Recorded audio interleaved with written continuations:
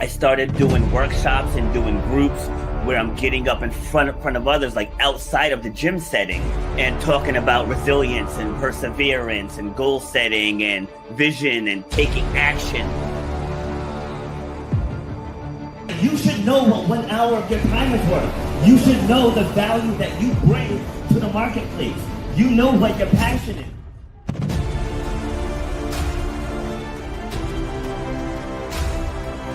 Starts with clarity of vision. If you don't have the clarity of vision, whatever next thing you get, you're not going to see it through because you don't have the clarity of vision. So the point of my pain was being told you will never run or jump again. And all that stuff, I was like, you know what? Like, I want to be able to take this even bigger. If you know why you do what you do, you have to know how to charge for what you do. That's how you're going to change your life, and that's how you're going to leave a legacy for your children and your family. You got to know your worth.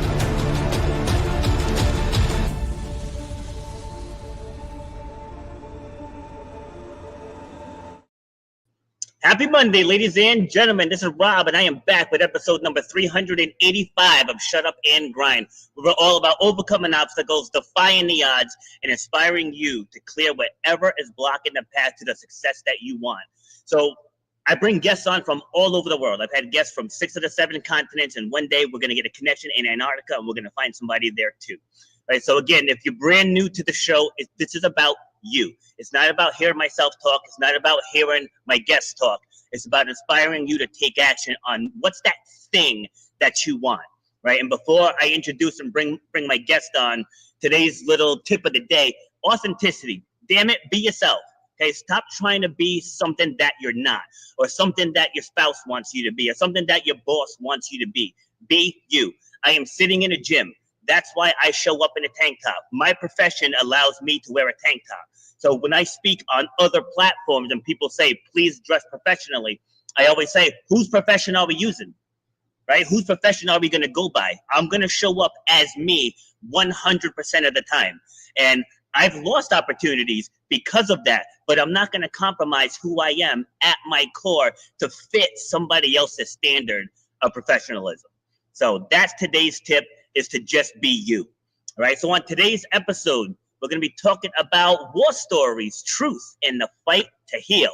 Helping me have this conversation is Pete A. Turner, and Pete opens up about service after service, including his charity work with Save the Brave, his personal battle with PTSD, and the heartbreaking loss of his brother. Through initiatives like Ride the Brave, Pete continues to turn pain into impact. So let me welcome Pete to the stage. How we doing, sir?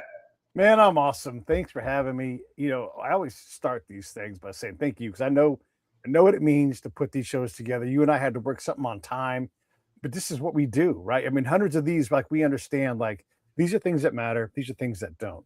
And you were, as long as we get this workout in, right? As long as we get in this conversation, we're going to win. And to everybody else out there, you could do a lot of things, but you're choosing to sit here and talk with us. I'm going to do my damnedest to give you something that you can't get anywhere else. I love doing this. I love you guys all for tuning in and listening to Rob. I just can't wait, man. I'm super excited to do this. It might seem corny, but I get stoked for this, man. I love what we get to do in this world and how it enriches our lives and the lives of the people around us. And then tertiary, these other people that watch, and maybe one little thing will click one time for them. You could hear it a million times in your life, but that one day, that one person says it the right way, and you go off in a completely new and wonderful direction. It's just, these things are wisdom machines and just gold nugget producing shows. So thank you all for watching and listening. I'm ready to go. See, so one thing you said there, this is what we get to do. It's what a lot of people don't realize. Like, if you're stuck in a career that's not serving you, it's not fulfilling you, you don't have to stay there. That's what people don't understand, you know. And I've been there myself. I'm sure you have. Like, I was in a job probably 15 years longer than I should have been. And once I stepped into this world, I was like, this is absolutely amazing. Like, I don't have to wake up in dread going to the restaurant. I get to just like you said, I get excited for this stuff. It's like, I usually pace in the gym as I wait for the guest to come on. I'm playing, you know, inspirational music or listening to a motivational podcast and getting my own mind right to be able to come here and do this. And to your point, it's about showing up for the people who tune in to hear us. You know what I mean? Yeah. So you mentioned backstage that you're from the West Coast. So whereabouts are you joining me from? Orange County, California. It's 65 degrees right now. It's pretty sweet. Yeah, we don't want to hear your warm weather stuff. Okay, I'm over here in Rhode Island where we're happy. We're happy that it's 31 degrees today. That's insane. Yeah. All right, California. All right, so let's dive in. Okay, what makes Pete Pete? How would you describe yourself at your core?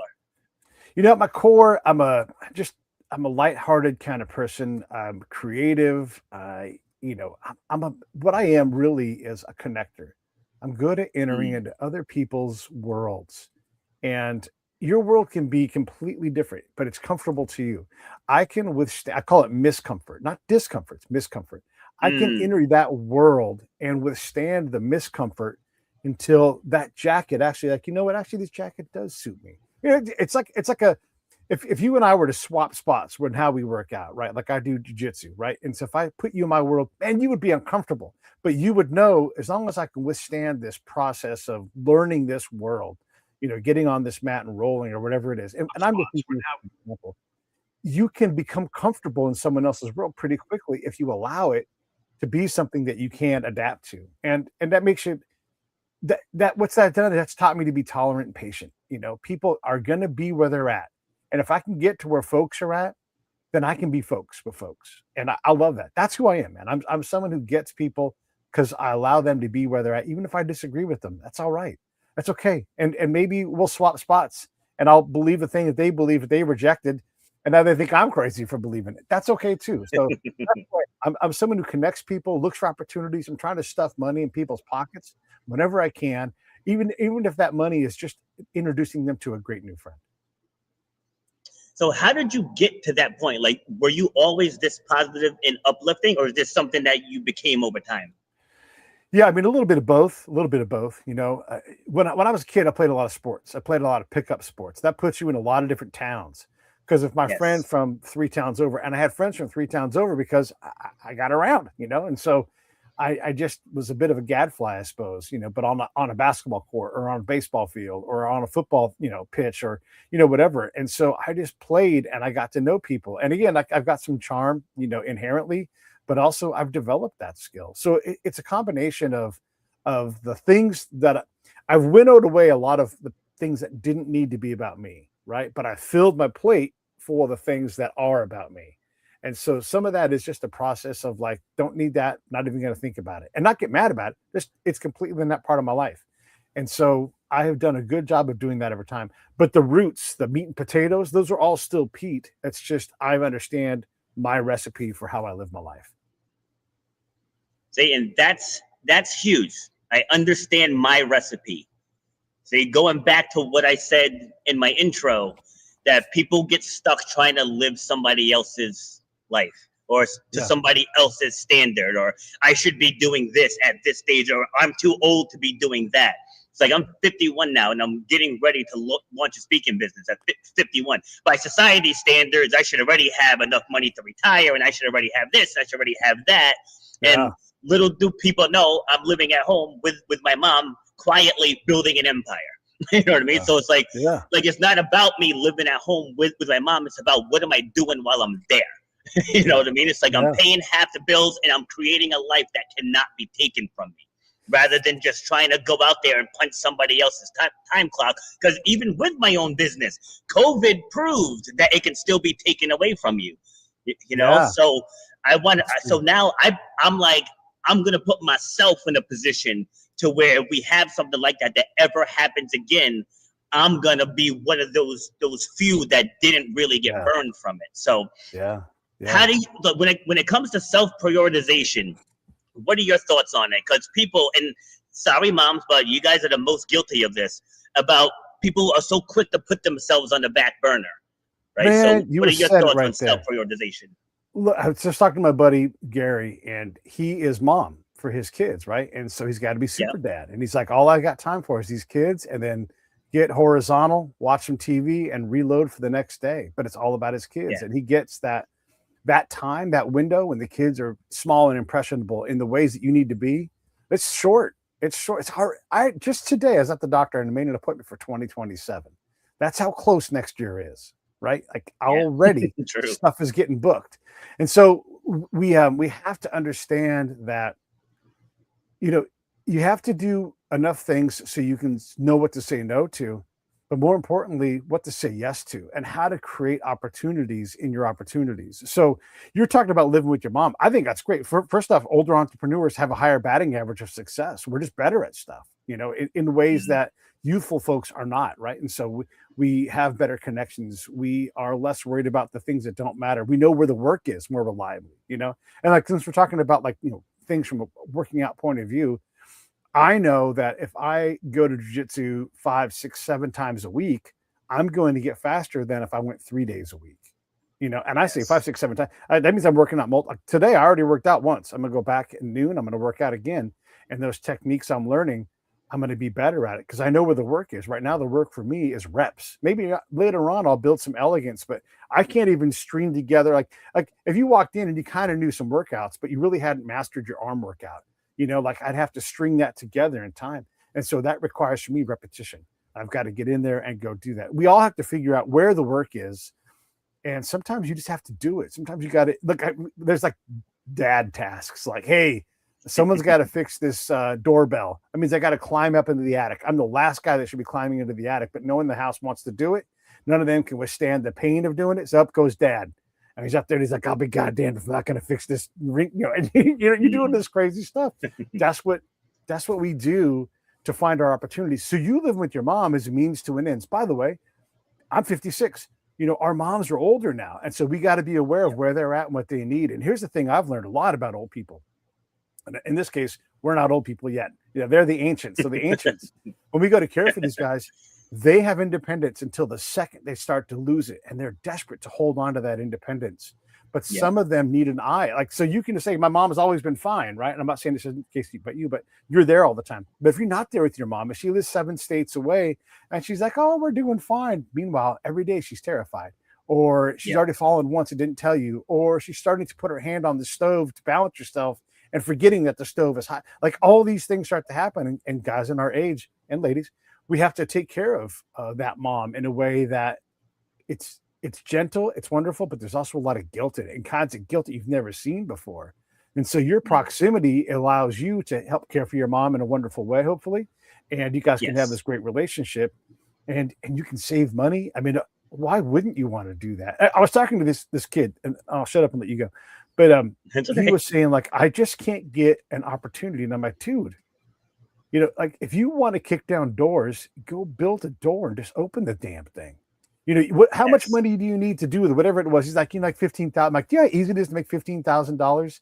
It's just outworking your problem. 15,000 is nothing. I'm not trying to make light of the effort, but if you decide to work for 1,000 days in a row, no days off, and just do driving and delivering meals, you put $100,000 in your pocket. You know, now look, there's going to be some costs with all that, but you got to be rigid about it. But you build that muscle of, I know I can go out and in 6 hours bring back $150. And I promise there's enough people that have help, that need help for things, whether it's delivering food or giving a ride or going to the dump. You can build that business and you're like, now I've got $100,000 war chest. Now, how are your chances going to be at starting that business? And just, you have to outwork your problems when you're younger. At any time, really, because almost 3 years ago, I literally lost everything. That's how I ended up back with my mom. I'm there now because she needs the help. You know, it's like I can move out at any given time. It's like I'm not stuck there now.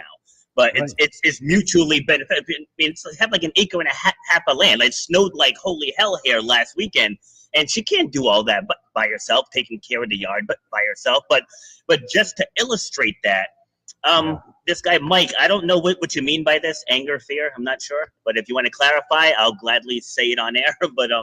But to illustrate that, when I was in that place when I first got there, I worked almost, I'd say 80 to 90 hours a week for 2 straight years. Because I was like, I will not let this happen to me ever again. And people were like, how are you doing that? And when I tell you I lost everything, I had no car. I rode my bike everywhere. everywhere I had to go. My first job back, it was as a busser. I said, I'm going to walk in there and I'm going to dance circles around everybody else so they know that they need to put me somewhere else, which they did in a little over a month. They're like, we got to get you, elsewhere. Like you're too valuable to be here, not diminishing anyone that busted tables, but then my daughter started working, and I told her, I said, you need to go in there and outwork everybody else. I said, don't worry about who's not putting any effort. They're not your problem. So you work to your standard. Do not lower your standard to theirs. And same thing, within a matter of months, she was already a team leader. And I told her, I said, see, because you got to go in there and be undeniable. Man. Undeniable. When you reach that level, everything that you want is going to happen. Let me read this comment quick before you go. It says, fear leads to anger. Anger leads to hate, which leads to suffering. I agree 100%. All right, go ahead. Yeah. Well, I was going to say that whole thing, like if you're competing with somebody else. So Rob and I are, at the same corporation, and they're like, oh, we're going to pick one of you guys and make you a regional manager. That's what you're going to get. And so we go into this competition. Now, look, I like Rob. Rob likes me. We're not really competing, but only one of us is going to get this job. So let's say in this case, Rob gets the job. Right then, I drop paper on that boss and be like, gotta go. Because that's how it works, everybody. You have to be able to promote yourself. If you can't do that externally, you can't do it internally. So when they pass you over, even it's like, oh, it was so close. That's all wonderful. Do you have a role for me here? Otherwise, I gotta go. Because you aren't in their future, right? And they're like, no, we're going to get you in 2 years. Great. No, let's do that. I'm all about that. Meanwhile, your exit plan. I'm not saying you have to drop paper that day, right? Let's not be ridiculous. But you need to say, that's it. My time here at this company is over. I can't grow here anymore. They just nipped me off at the nub. That kind of, that's taking care of yourself. That is looking out for your own interests. Now, maybe you go talk to your boss, like, listen, what I'm supposed to do is quit right now because you guys picked Rob over me. And so that means that I'm not giving you guys what you need. So either what do you need? What else can I do? Whatever it is. But you can't fear that reprisal. You can't fear that outcome because you need to grow in an area. And whether you deserved it or didn't deserve that job, there was something missing from what you had there. And if it's that close, if you're both so wonderful, well, then what's the other gig you got for me? Because otherwise you got to go. To illustrate that, I went to bat over $5. $5. Yeah. Right. I was a restaurant manager, and the other manager, we both got raises, but she got $5 more than me. And I went into my boss and I was like, oh, what is this about? And he's like, what? He's like, well, she's been with me for 5 years. I said, I don't care. Who's better? I'm like, on Mother's Day at 9 a.m., who do you want beside you more, me or her? Yeah. Right. And he's like, all right, I get your point. But again, to illustrate what you said, people have to advocate for themselves. Like if I didn't do that, I know out of the two of us, I'm better. It's like, I know I am. But just because she's been here longer, that doesn't change the fact that I produce more. Right? Like that's my one knock on seniority. Like if you have seniority and you kick ass at your job, then yes, you should get whatever it is you want. But if you've been there for 3 years longer than me, but I am doubly outproducing you, right? That's gotta elevate me. And if people don't advocate like that, then they're gonna fall victim to that seniority trap. Yeah. Again, you're saying a lot of powerful things, understanding. So in this scenario, Rob got the job and I didn't. I can then go to my boss and say, hey, I know that worked out. You guys picked Rob. We all know Rob's great. That's not a problem. And it can't be 2 jobs. Here's what I propose. Put me in this role over here. It's lateral, not up, or it's up. Here's why I can do it. And you know your business. Like I went to my boss one time. I wasn't great at corporate America, but I went to my boss and he was complaining about me. And I'm like, Tony, I know how much money I bring in for this company. I paid your salary. I paid my salary. I paid 3 ladies down in accounts payable salary. And then you guys still made money. So let's not act like I'm not an asset. Maybe you want me to be better, but here's where I'm at. I understand these things. So you leaning on me, telling me I'm not pulling my weight, that's just not true. And he's like, you're right. You're right. He's like, we'd like you to do more things. We'd like you to fit into the box a little better. And I'm like, Hey, look, I'm producing. You want me to fit into the box? I don't know what's in it for me. And I asked Tony, where do you see me next year? On the phones. And I'm like, well, there you go. We're right back where we started. You Love see that. me on the phones. All right, I'm going to be on the phones. I'm going to produce. I'm going to pay your salary, my salary, those three ladies' salary, and you're still going to clear money. If that's not good enough, then let me know. And then he understood that, like, I didn't need that job. And I told him, like, I can replace this job. I don't make enough money as it is. And you're telling me I'm not working hard enough. So, all right, I believe you. And he's like, no, Great. stop. But I advocated for myself. Now, I didn't stay in that job long, right? But that was mostly because the war happened. So if I had stayed, I was going to exit myself out of that place. Ended up that I had to leave either way. But we have to find the places. I'm not saying stand up to your boss and be a jerk. I'm not saying any of that. But I am saying understand what your worth is, understand where you're going, and make sure that you communicate that to your boss. Like, hey, I don't know where you think I'm going, but I think I'm going right over there. And if you help me build that path, you're going to have my best effort. Because every boss wants to know that you're checked in. And most of us are checked out. Like, that's the numbers, right? So how do you check yourself in so they know that they can opt into you? Well, be demanding, be hard, like Tupac things. Be like, I'm not doing that, but here's what I am going to do. And here's what it's worth. If you can explain those things to your boss, then I think you'll do better. Yeah, so those of you on the live stream, if you can do me a favor, and please hit that like button. And if you want to go a step further and hit that share button, that would be nice as well, too. If you have any questions or comments, feel free to add them, and I'll read them on the live stream. Right, so I want to just say something quickly, then I want to talk about how you got into the service and your time there. And going back to self-advocacy, like no one's going to do it for you, right? And you just mentioned about what is your worth, right? So I went to a conference back in 2012. There was 5,000 people in this conference in Chicago. And one of the speakers asked that to the crowd, like, what is your hourly rate? And you could hear a pin drop in there. Like nobody really knew, like nobody really answered, right? And then we fast forward to just back in September, I spoke at a career day at a local high school. And so I asked the students, I'm like, what's your hourly rate? And some of them were like, minimum wage, $20 an hour. And I was like, no, like I'm gonna need you guys to think bigger, right? Yeah. Think bigger. Like I said, if somebody wants an hour of my time, one-on-one, I said it's $2,000. And they're all like, whoa, like that was something so foreign. I was like, don't let society decide your value. And like when I switched over into fitness from the restaurant industry, I never realized how easy it is to make $100,000. I used to think back when I was making 40, 45, 50, like I'm going to have to work years to make good money. And it's really not. You just got to have vision, something that society needs, and know how to market yourself. And the possibilities are endless. Like this business I'm about to launch, first year projection is $1.1 million. You know what I mean? If you would have asked me 10 years ago, did I think that was possible? The answer would be a resounding no. An absolute no. So if you want to say anything else on that, go ahead. If not, then we'll switch into how you got into the military. I think you're right. Knowing what you're worth is powerful. Knowing and explaining to someone in a way that they can understand it. And so just like whatever it is, like in this case, I help people with their podcast, right? And this is not a pitch. This is just an explanation of what I do. And so I'll tell them, like, first off, you probably shouldn't have a podcast because everybody thinks they need one. And then you get in there and you find out it's work. It's marketing. It's sales. You got to do all this extra stuff. So if you don't have a big wedge of capacity on your plate or a budget to buy capacity, we should probably talk about what else you're going to do. I talk people out of podcasts all the time. That seems counterintuitive. But the people that see the dragon and they go, I can kill that dragon. Yes, I have a budget. Okay, you have a budget. All right. Here's what it's going to cost. Now, here's what it costs for me to work with a corporation. Here's what it costs for me to work with you. But it's got to be here. And now they understand, like, oh, okay, you would charge a corporate because the corporation has got a bigger budget.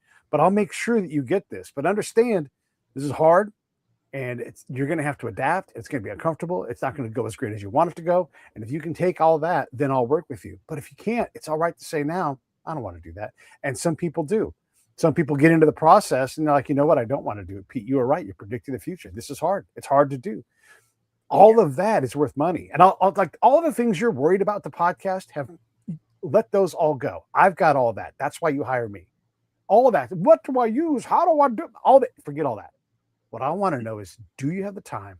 Do you have the money? Do you have the desire to do this? And I'll yank you along a little bit. Like if you get short on desire, be like, hey, check it up. You said we're going to do one a week. Let's bank 3 right now. And then as you get short and you fall behind, I'm going to remind you. That's where I'm going to be in front of you. All of that costs money. What's that cost? Well, it depends on who you are, you know, what I'm going to do. But I'm not charging less than $100 an hour, right? Like it's not going to happen. And because all of that expertise, I just said, you don't have to worry about any of the mechanics of the podcast. I know all the answers to that. I already know how to stay in front of you on getting you. I've done over 2,000 of my own show, right? So when we talk about production, obviously we're not talking about the nuts and bolts. Like obviously I know how to do that. But that next thing, how do I get Rob to go to the next level? Well, I mean, I don't know the actual answer to that. No one does, right? You just repetition, evolution, constant pressure on what the thing is, budget, all these things all go into that. And so I can explain that to any corporation. And I'm glad to walk out and say, you're not the kind of client I want. I don't want to start a podcast that you guys failed to get to 5 episodes. I don't want those. And I thought, I don't want that. I'll leave.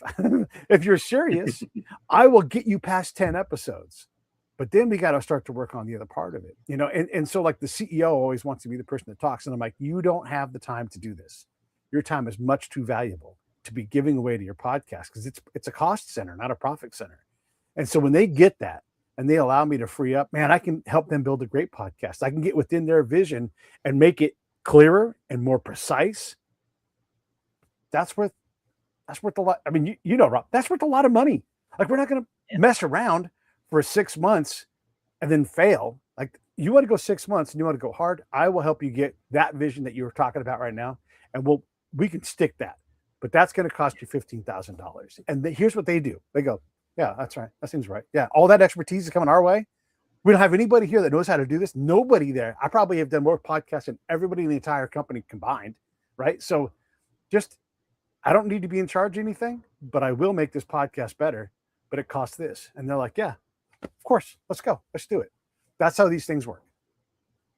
Yeah, and people have to understand it's an investment. Like I'm also a speaker coach, and people, you know, like they'll hear the fee, and it's like, but I'm gonna change forever how you tell your story, forever. All right, there's people that give colleges and universities over 6 figures, and a lot of them aren't even in the field that they have the degree in. You know what I'm saying? Yeah. And you're worried about paying me a couple grand for something that you will use until the day you leave this earth. Can I go back to what you charge an hour? Can I go back to that real quick? So when I say I'm not going to make less than 100, I charge more than that, right? But I'm, you know, if the deal needs to get done there at that rate, fine, I'll do that, you know, but I know what it costs for me to have medical care. I know what it costs for me to put gas in my car. I know what it costs for me to go on vacation. I know what it costs for me to invest in myself. I know what it costs me to pay my taxes. And so that hunk of money, a lot of that hunk of money doesn't belong to me. It belongs to taxes, right? Or whatever. Gas. Like I just got to buy gas. Like that's not like fun for me. And so when you look at that amount of money and you understand what it takes and what your time's worth, and I learned this from this great drummer. He's a world-class drummer. He's drummed with like Pink and everybody else. Like you don't pay me to drum. That's like the thing with production. You don't pay. I got that's easy. You pay me to not be home. You pay me to leave my girlfriend and my great life. You pay me to go on the road and get on an airplane. I don't want to do any of that stuff, right? That's what you're paying me for. You're paying me. You already know you have the expertise. You're paying me to not enjoy the things that I enjoy about my life. And that's cool. I don't mind that because I like doing this too. So I'll go to Vegas and I'll meet you there. But that costs this because I don't want to go to Vegas and go to your thing. I want to support you. And so that costs this, but that's what you're paying me for, not from expertise. Of course, the expertise, I wouldn't have the job if I didn't have the expertise, right? And so when you think about that, like what you're giving up as well, then you start to really value where you're at. And then one more thing to say about this, inside of the corporate world, you know, they'll say, hey, it's family here. You know, we only hire from within. And then you see the behaviors. You see Dave walking out with a cardboard box and 2 dudes next to him marching him out the door like, they just killed Dave. Nobody knew he was going to get fired, right?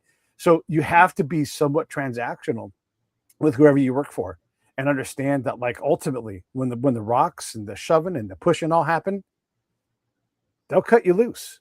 And so you have to be ready for that at all Yep. times and have the same kind of attitude. They won't tell you if they're going to let you go, fired or laid off or whatever it is. They won't tell you until it's time. They will strategize, have meetings about your job and your well-being, and then say, hey, so sorry, and then pop it on you. Or you can be ahead of them and say, I'm going to look at our competitors and I'm going to continue to stay viable in my marketplace and know what I'm worth, because these guys would love to have this effort here that I'm given. Matter of fact, they'd want me leading people. So if you're not sliding into leadership roles and you've invested in yourself in that role, you have to be able to say, I know what to do here, and advocate for yourself, stand up for yourself, but also be ahead of the chopping block, because that thing is nasty.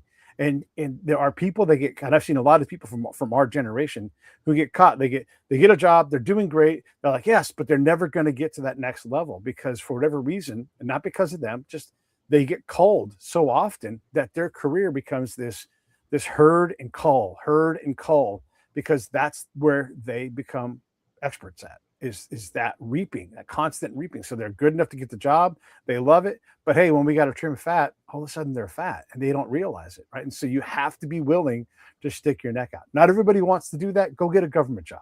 Hard to get fired from those. But that's the kind of attitude you have to have. You've got to be a predator for yourself, because if not, someone's hunting you.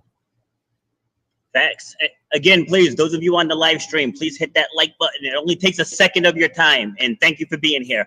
Yeah, along those same lines, you have to think about what you're gaining. Like if I just ask you just blindly, I'd be like, hey, Pete, would you invest $5,000 if you knew you could flip it into 20K? Right. Yes. Of course you would. Of course you would. Right. Right. If there was a guarantee, of course you would. But I tell people, so if you're going to invest $5,000 with me to become a better speaker and to take your mess and turn it into something that you can share with the world, and I can give you a blueprint to where you can charge top dollar to give that speech. Now, does it sound like a lot of money? Right? It doesn't. Like when you just look at the money on the surface, they're like, oh my God, that's really expensive. I don't know if I can afford that. Let me talk to my significant other. I was like I'm telling you, if you do this, because like the program I'm building now, right? Actually, let me backtrack really quick. In 2017, I don't know if you're familiar with Eric Thomas, the motivational speaker. So I actually got trained by his group. Like he's one of the top speakers in the world. Gets like 200K per speech. Like he's up there with that group, right? So I'm at this mastermind. It was only a 1 weekend mastermind. I paid $3,000 for this 1 weekend. But it forever changed the way I speak. But as I'm sitting there, I'm like, there's 41 people in this mastermind, and we all paid $3,000 to be here. So I started doing that math in my head. I was like, I need to create something to where I'm on the other side of this. And so that's what I'm getting ready to launch. I actually just joined an 8-week program that's going to help me implement everything, because I know my weakness is in the engine. Like I'm not good with the engine. I'm great with the performance. Right? I can get in front of the camera and go all day long, but like working that back end stuff. So I'm working on getting everything automated so I can focus on my zone of genius and what I do best. So what I want people to take away from that is whatever it is that you want to do. Like if you're in a position that's not fulfilling you or giving you the financial success that you want, that next thing, it's already in your subconscious mind. Like when I left the restaurant industry, I knew I wanted to get back into being an athlete and getting into fitness. So I took what I already knew, learned how to market it and brand it, and here we are all these years later. It's like people think that they have to go back to college or get a master's or do this. I mean, if you want to be a doctor, then you have to do that stuff. But if you're just looking to improve your financial future, there's videos for free on YouTube teaching you how to make money online. Like it's right there in front of your face. Man. So much good stuff in that. I'm working with the group. We're all spies, and we're building a thing called SpyQ. It's like IQ or EQ or CQ, all these intelligences, right? And so we're going to use our skills in the spy world to help make you the most comfortable person in the room, wherever you go. Even if you're not comfortable, we're going to teach you how to be comfortable. And it's along the same lines. There's going to be coaching involved. Imagine like you're going to go open up a new region and you're the sales guy and you're trying to figure out, like, you're already great at sales, but how do I go market to this? Well, who better than a spy who's like, oh, you're going to go to Algeria and you have to go there for 6 months and you have to get intel out of that place. That's the same thing. I opened up a territory. I'm a sales guy in this case, right? And so taking that product and saying, this is how you read someone. This is how you decide what kind of behavioral analysis like they have. And you're like, oh, this person's a go-getter.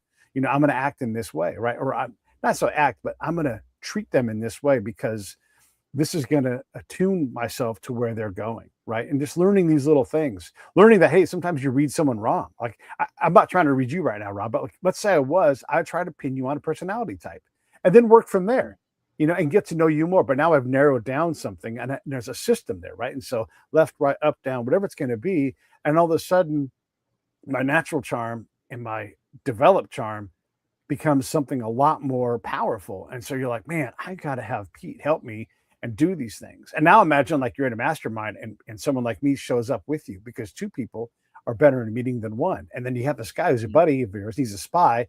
Oh, it's my buddy Pete. He used to be a spy. I hope you don't mind. He's coming here. And then I made to sit back and just watch the entire meeting. Think about the value I'm going to give you as I read body language and everything else, or I inject the right question at the right time. There's all this potential for anybody who has skills or wants to develop skills to take that to market, because there's a lot of ways to skin the cat. And if you feel like you don't know the right way, find a way, work on that, find another way, work on it. And then all of a sudden now you've got 15 ways to skin a cat, and all of a sudden cats are getting skinned. I mean, and that's all that matters. And so whether it's Rob's technique or Pete's technique or whatever it is, investing time and money into these things, you're going to amass skills. Will they all directly turn into revenue? Can't promise that, but you will be better. You will be more positioned. Your network will be stronger. Oh my God, there's money in networks. Like if you can reliably meet people that have opportunities, like I have a lot of opportunities, right? I'm a good person. Then I'm like, oh, you know what? So now I may not be every person every day, but once a year, you're probably going to get a call from me. Hey, you should meet this guy. I don't know what's going to come of it, but now you've got an at bat. You've got me. I'm an agent for you, getting you at bats. How valuable is that? And so these are the things that at least from the spy world translate into being able to build networks, being able to do sales, being able to write well. All of these things are what we're trying to package in this Spy Q thing. And how cool is that? You get to go do spy stuff to learn how to apply that to your own work. And obviously there's coaching, all kinds of other things in there. It's exciting to be able to work in this space. So I'm thrilled for you to be able to be on a similar journey where you take the things that you already know are marketable and try to help people become more marketable themselves.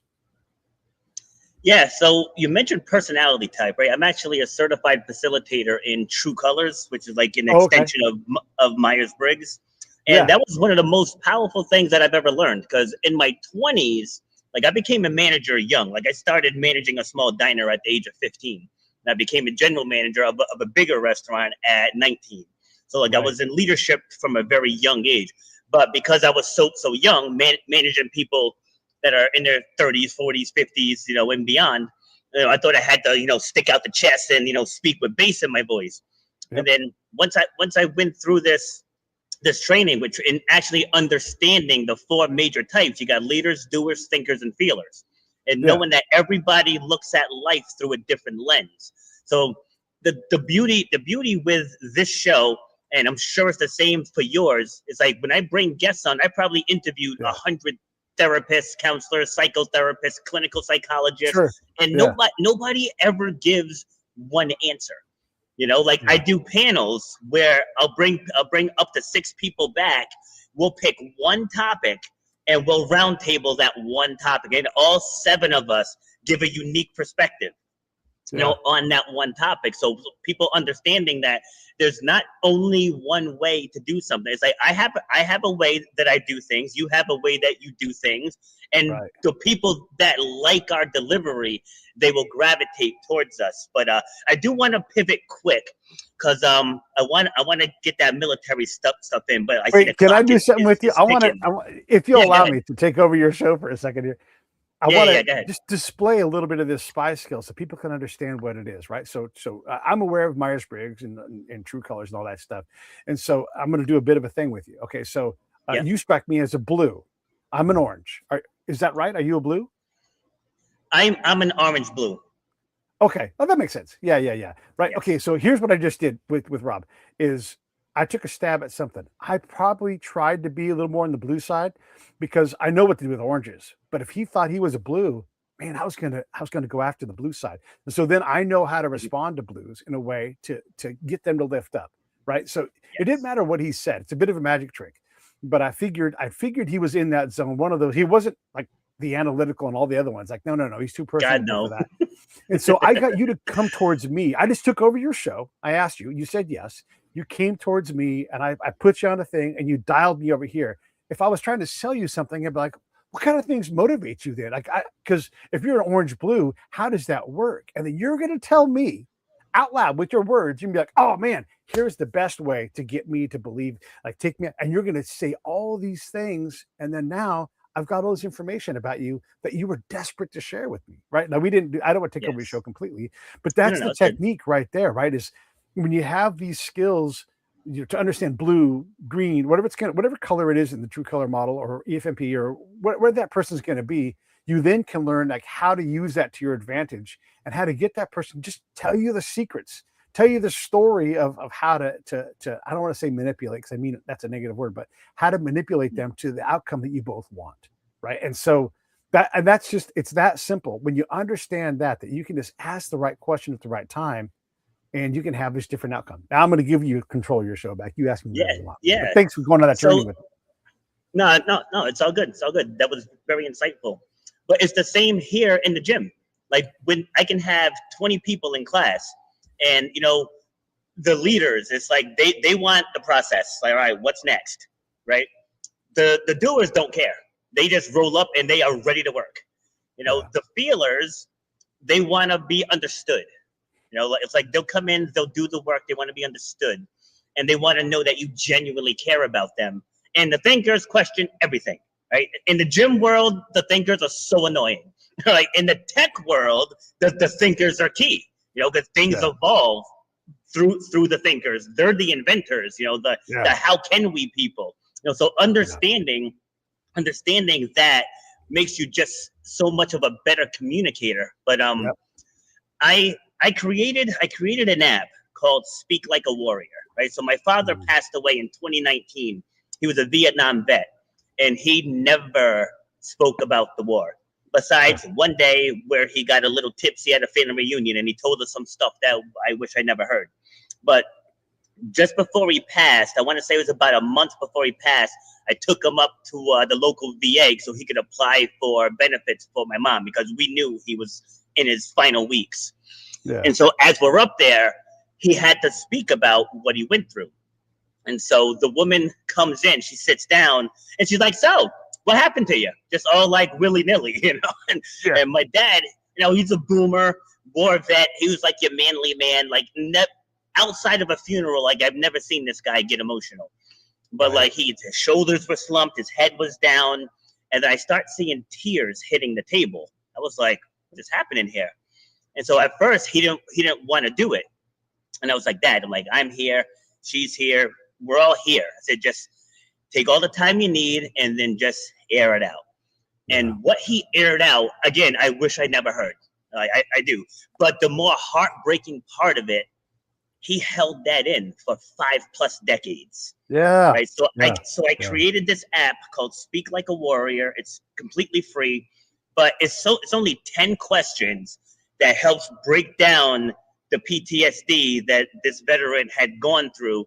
And then it's tied into an AI that turns it into an inspirational story. So I saw in your bio, and I think I read it when I introduced you, that you went through some PTSD yourself. And whatever you're comfortable both sharing, just take me through it. Yeah, man. And it's fine. And I appreciate you asking, because this is one of the personality things too, is some people need permission to do things, even though they already have the permission. Just do it, right?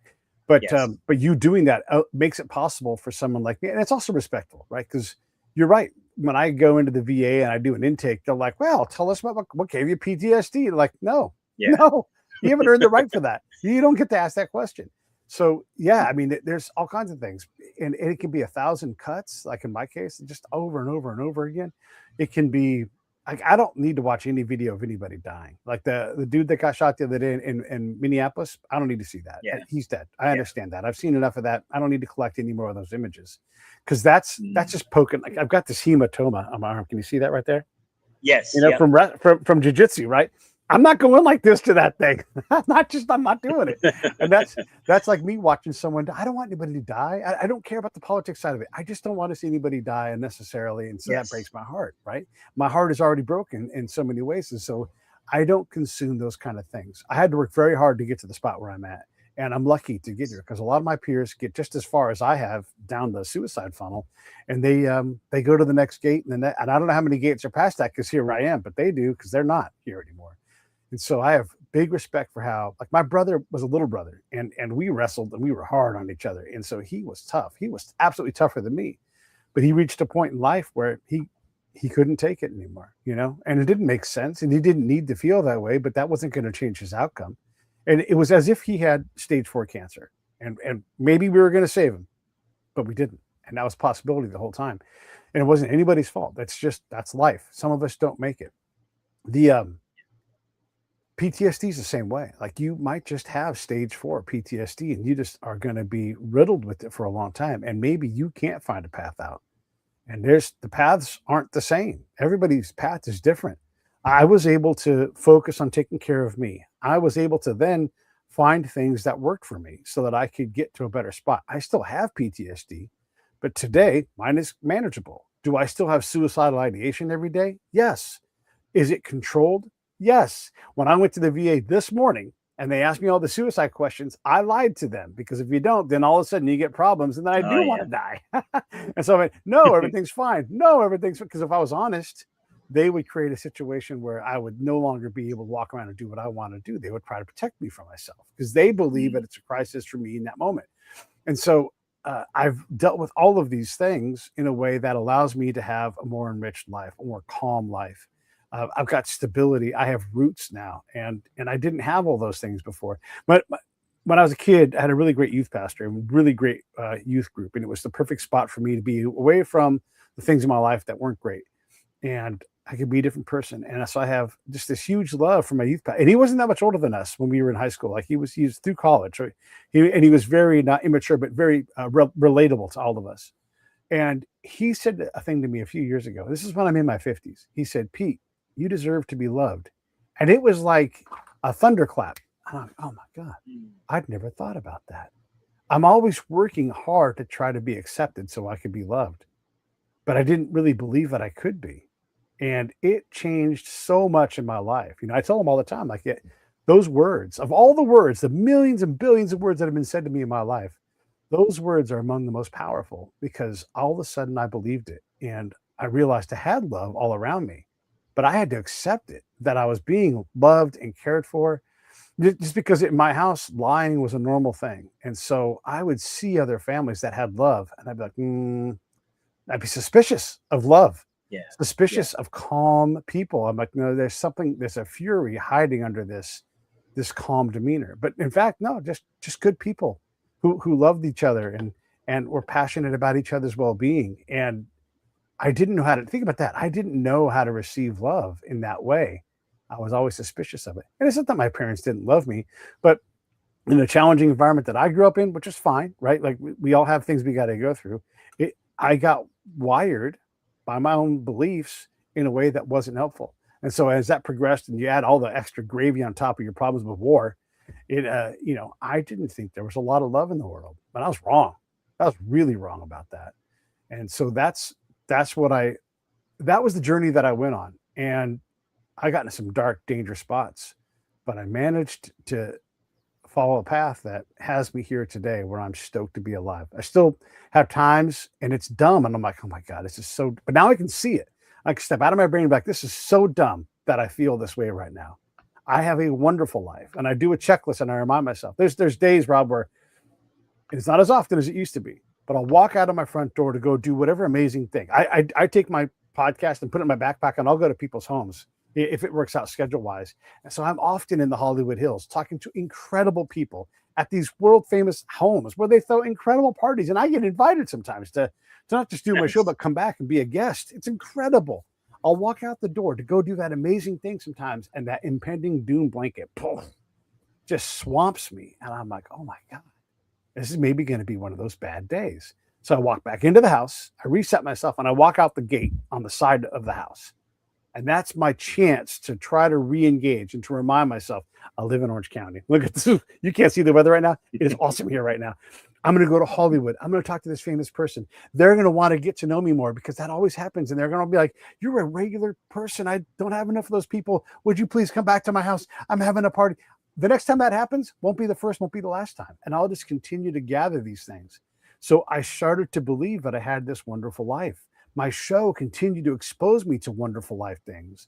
And I managed to dig my way out. And so that's what I try to translate for my peers that are struggling, and not just veterans. Imagine if you ran a 911 desk and all of the calamity and chaos that you see. How can you not drink? How can you not do drugs to get by those times when you hear, every night, people having the worst night of their life, maybe the last night of their life, maybe the person that they loved so much that they got married to is now in a violent relationship with them, and you're just eating all of that, right? So it's not just veterans, it's people all over the place that are exposed to these hard things, and everybody gets cuts. So how do you slow down and say, I demand to take care of myself. I need to love myself so much. And you said this about moms earlier.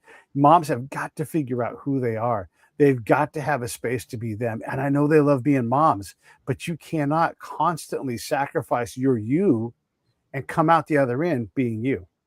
It doesn't reliably work. Some people can, I'm sure, but it is a very hard path to be on. And I know so many moms that as the kid no longer needs them, all people who are older want to be meaningful, want to be valuable. God, I mean, look, we're all desperate to be relevant. And the older you get, the less relevant you are, So that's the big answer is you have to find a path and you may have to go up and down the path 1,000 times to wear it smooth so you can do it easily, because there's always going to be rocks. There's always going to be tough. You have to improve your path all the time. And you might be like, you know what, this wing over here, I'm no longer doing that. I built stairs and I'm going to go straight up right there. Because this I don't need, but straight up these stairs I do, and that gets me there. But it's work. You have to be humble enough to take therapy on, and a lot of us in the veteran world, we don't want to do therapy. I don't like therapy. It's too soft. Well, then you're a pussy. Do you go to the gym and do you do arm day every 2 days? Okay, is that hard? Yeah, it's hard. I love it. Okay, same attitude when it comes to your mental well-being. I'm not saying you have to have this therapist. I'm not saying you have to have that kind of therapy. But you have to reiterate all the time until you find something that works for you, however long it works for you. And then you get right back into that mental dojo and you do it again and you build it again and you start to give it back. For me, I had to be of service to people. If I wasn't helping somebody, it wasn't valuable. And if you're not valuable, you just want to die, right? And so these are the things that I think are really the keys to all of it. And that's why I'm so hard on this. Like, you have to be resolute when you take care of yourself. You have to not have fear about what's going to happen next, because you're the boss of you and you know you're going to scramble and figure it out. The same thing. You got to get in that mental dojo and you've got to push yourself to constantly find ways to find peace, to find love, to find these positive things. Instead of, look, we all can tell you all the horrible things that have happened in our lives. We all can collect those. But can you collect joy and talk about that? I'll say one more thing and then I'll let you have the mic back. No, take your time. I love a nightcap. I love going out with my friends and be like, you know what? Get off your couch, get off that hill that you live on, come down here and let's go have a couple of drinks. We don't got to be out all night. We don't got to get tore up. We don't even have to have any drinks, but just get off your couch, stop watching TV, put down your phone. Don't even bring your phone down here. Don't think about the news. Come down and hang out with me. And when I do that with my friends, they know that I'm being intentional about it. And they need to come down. They're like, you're right. You're right. I'm going to take this time and I'm going to come and enjoy, so that when we talk about that great time that we had that one time, I won't be able to remember which great time it was, because we've worked at getting off the couch, going down the hill, going to that place and getting together, sitting by the river, sitting on the beach, sitting on a mountain, whatever it is. You don't got to spend a lot of money to do this, but you have to have these moments to bolster yourself against the darkness that chases all of us. Yeah, absolutely. Like, I'm no therapist. I'm no counselor. I'm not any of that stuff. I'm just someone who's 51 years old that's been through stuff, and I just share how I've been through stuff. Like, I've been divorced. I watched my father take his last breath. I've lost everything and had to rebuild. And that was recently. That was just 3 years ago. So like, I've been through this stuff. So like, when I wrote my book, because people constantly ask me, like, how do you XYZ? So I wrote a book showing how I did it. And one thing when I'm working with people, I always tell people I don't mess with the medical side. Like if you're on meds and all this other stuff, that's not my area of expertise. But if you want to take what you went through and turn it into something that you can use to help other people who are suffering in the same manner, then I gotcha. I'm your guy. And what I found since I've been doing this is people get stuck on what happened. They get stuck there. Like I always say, if I just get stuck on watching my father's last minute of life, how am I ever going to move on from it? Right. So I always tell the story starts the second we left the room. Once they cleaned them all up and all that stuff, like second we left the room, that's where the story begins. And then you start thinking about how did that trauma not break you? And the more you just keep focusing on each day of how you got through each day, and you get further and further removed from what happened. And now we start having memories. Oh, remember he used to say this and he used to do that. I remember that time I fell on my face and this was his words of advice. And now you start having gratitude. Like I was 45 when he died. There were people who never met their father, so that gratitude gets deeper. And now other people who are going through grief or other like grief-based podcasts, I can go on and share that story of how I was able to move on from his passing. But now, are there days where I'll hear a Smokey Robinson song and it makes me cry because he loved him from Smokey Robinson? Yeah, those days absolutely occur. They definitely do. But it's easier for me to get on here and talk about it now, because in the beginning, like the very next day after he died, I had a podcast scheduled. Now, I easily could have canceled it. Nobody would have judged me for canceling it. But on this show, I constantly preach showing up. Like no matter what life throws at you, show up. Right? I am on day 20 of rehabbing from a full knee replacement. And I haven't uttered one word about it this entire time. Right? Because I'm dialed in on the mission. And the mission is to let people know that no matter what life throws at you, you can get through it. And so back to the app, right? Because you mentioned people taking their lives, like it gets to them so bad to where they either think about ending it all. And this app is geared towards male veterans, because I know that the suicide rate is high amongst male veterans. And it's one of those things that, like, I'm not looking to profit from that. I don't want people to die when there's another way through. Right. Yeah. Right. So, yeah, man. It's well, you said a lot there, and it makes me think of a lot of things. And in the world of veterans, we are a hard lot. Like your dad, you had to haul him down to the VA at the end of his life. He should have been there 40 years earlier. He should have got tied in. Look, I'm frustrated with the VA. I broke up with the VA for most of the last year, right? I went back for the first time in ages today, and I'm going to get back in there because it's not easy. It is hard. It's exasperating. And there's times when their approach to me makes me want to kill myself. I mean, 100% honest about that. I'm not going to, at least not today, but we're stubborn. And then there's help, and there are people that are desperate to help you. But you have to be willing to go through that path is a rocky path, right? And so you got to go back and pull a rock out. And sometimes you got to be like, listen, motherfucker. Oops, sorry, I want to swear a little bit, but I got to say it's okay. Listen, motherfucker. Okay. If you don't deal with this, I promise I will. And I'm going to start at the top floor of this tall building because I know who works up there. And I don't know who works up there, but they get the point. And I will. I'll show up at 6 a.m. Knock, knock, knock. I'll be waiting. I'm not leaving until I talk to them. And you know what? Everybody knows that you're right. You're right. Let's fix this before we do all of that. Because if it comes down from the top, it's a lot worse than just working with me to figure out. Like one of the challenges I have is I got a bunch of problems with my body, right? But I still do jujitsu, right? So I push through that adversity. And I always say, like when I do jujitsu, it's not ever going to be a sports car. I'm not going to do flippy upside down stuff. But I'm like a dump truck, slow, ugly, dense. Some stuff's flapping on the ground and everything. But I bring a load of shit with me when I show up. And you're going to have to deal with me. You're welcome to beat me. Guess what? Beep, beep. I'm back the next day. It's like I just go. So that's And that's how I'm wired, right? Not everybody's wired like that. I'm not saying anybody else has to do this, but there's a lot of Yeah. adversity in jiu-jitsu. There's a lot of adversity in dealing with the VA. There's a lot of, but there's also all these wonderful benefits you get. Like when you sort the VA out for yourself and you get into a pace and you're in that system, you understand that there is help there. And if you pull the right lever and you push the right button, you want to feel dumb, engage with those guys. But then you figure out how to do it and you figure out how to be more elegant.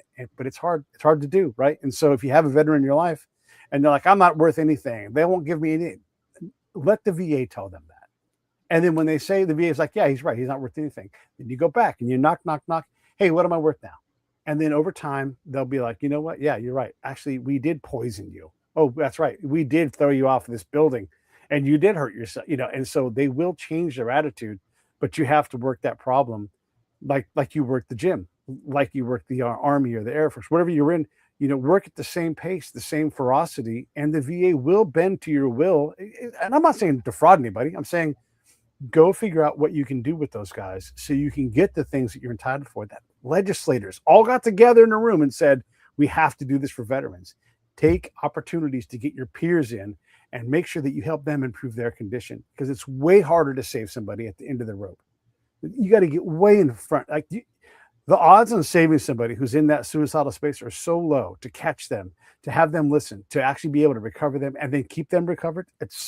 Do it way earlier, way up the rope when there's tons of rope, tons of time, and just be present. Show up for anybody in your life.